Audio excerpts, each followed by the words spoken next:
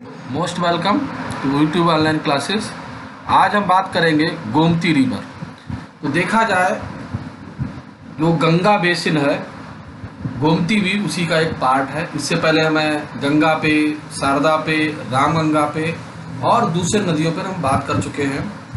तो देखा जाए जो डिस्ट्रिक्ट पीलीभीत है वो उत्तर प्रदेश का सीमांत डिस्ट्रिक्ट है, जिसकी सीमाएं उत्तराखंड और नेपाल से मिलती हैं और दूसरी ओर लखीमपुर खीरी से और शाहजहांपुर से टच करती हैं। तो देखा जाए कि जो पीलीभीत डिस्ट्रिक्ट है उत्तर प्रदेश का एक ऐसा डिस्ट्रिक्ट है जिसके अंदर फॉरेस्ट एरिया मौजूद है और जो हिमालय की तलहटी में बसा हुआ है। तो पीलीभीत डिस्ट्रिक्ट से बहुत सारी नदियों का उद्गम हुआ है, या पीलीभीत डिस्ट्रिक्ट की सीमाओं से कई नदियों का उद्गम माना जाता है, जैसे देवा, अमेड़ी, गोमती, बहुत सारी और दूसरी नदियां हैं। तो आज हम मुख्य नदी की बात करेंगे, गोमती नदी की। तो गोमती नदी का जो उद्गम स्थल है वो पीलीभीत के माधवटांडा क्षेत्र में माना जाता है।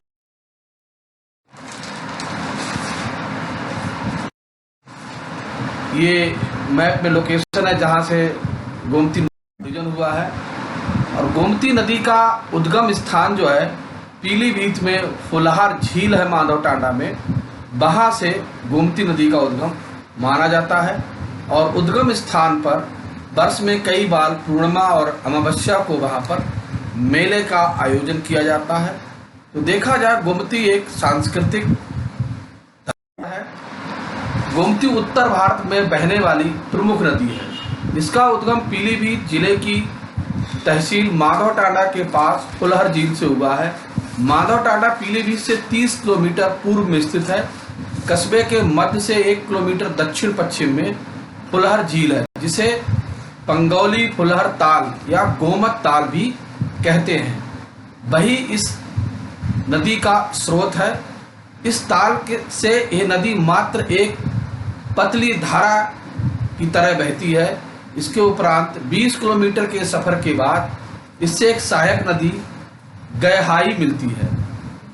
लगभग 100 किलोमीटर सफर करने के पश्चात ये नदी लखीमपुर खीरी जनपद की मोहम्मदी खीरी तहसील पहुंचती है, जहां से इसमें सहायक नदियां जैसे सुखेता, छोहा, कठिना, आंध्रा, छोहा मिलती हैं।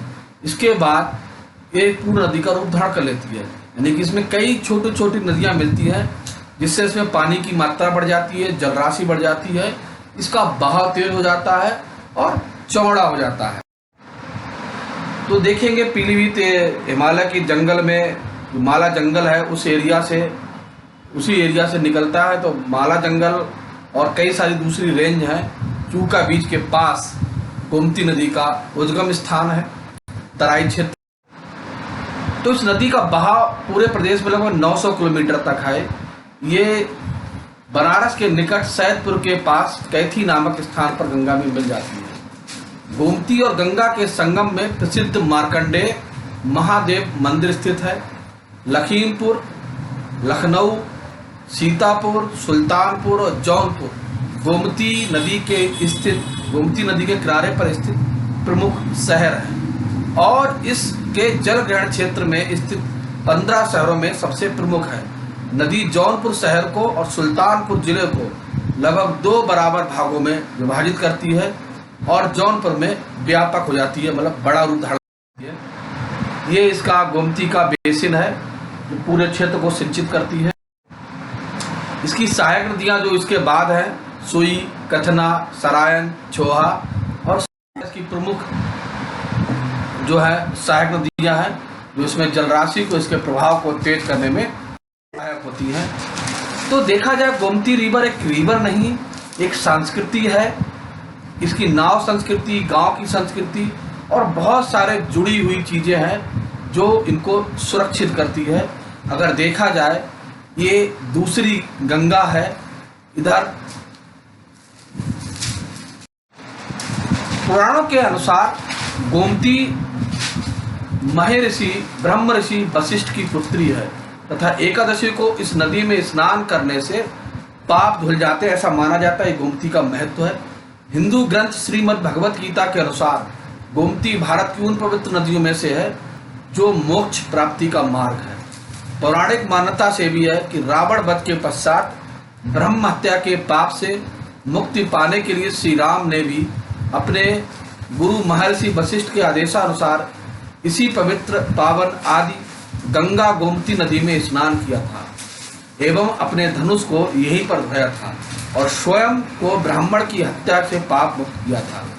आज ये स्थान सुल्तानपुर जिले की लंबुआ तहसील में स्थित है एवं धोपाप नाम से सुविख्यात है। लोगों का मानना है कि जो भी व्यक्ति गंगा दशहरा के अवसर पर यहाँ स्नान करता है उसके सभी पाप आदि गंगा गोमती में जाते हैं।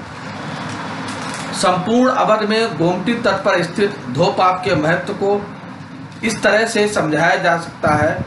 ग्रहण काशी मकरे प्रयाग चैत्र नवमी अयोध्या दशहरा धोपाप, अर्थात अगर वर्ष भर में ग्रहण का स्नान काशी में, मकर संक्रांति का स्नान प्रयाग में, चैत्र मास नवमी का स्थान अयोध्या में और ज्येष्ठ शुक्ल पक्ष दशहरा तिथि का स्नान धोपाप में कर लिया जाए तो अन्य किसी जगह जाने की आवश्यकता ही नहीं है। बस इन्हें मात्र से मनुष्य के सीधे वैकुंठ प्राप्त हो सकती है, ऐसा वेदों में लिखा गया है।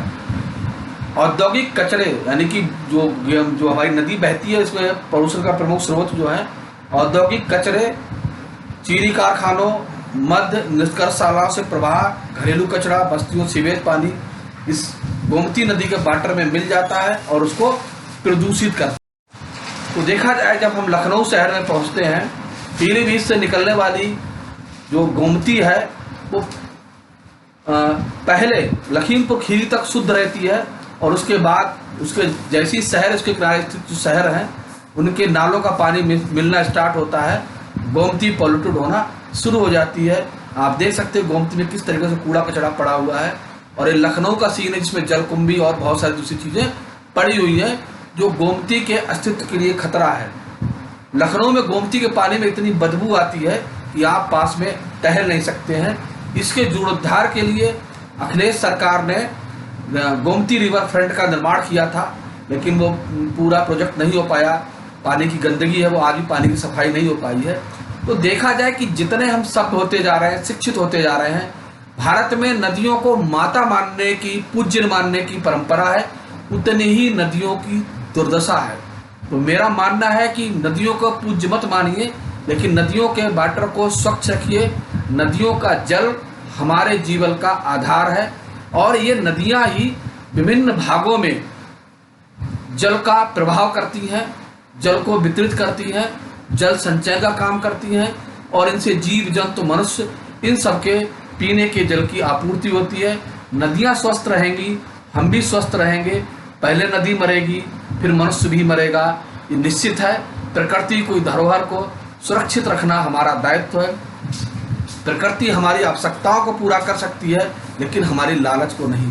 तो देखा जाए आजकल उत्तर प्रदेश की नदियाँ निष्प्राय हो रही हैं, मृत हो रही हैं, क्योंकि उनका पानी या तो बांधों में रोक लिया जाता है या फिर गंदे नालों का बड़ी मात्रा में बिना ट्रीटमेंट किया हुआ सीवेज पानी नदियों में शामिल किया जा सकता है, क्योंकि सरकारें आंख मूंद कर अपना काम आसानी से निपटा रही हैं।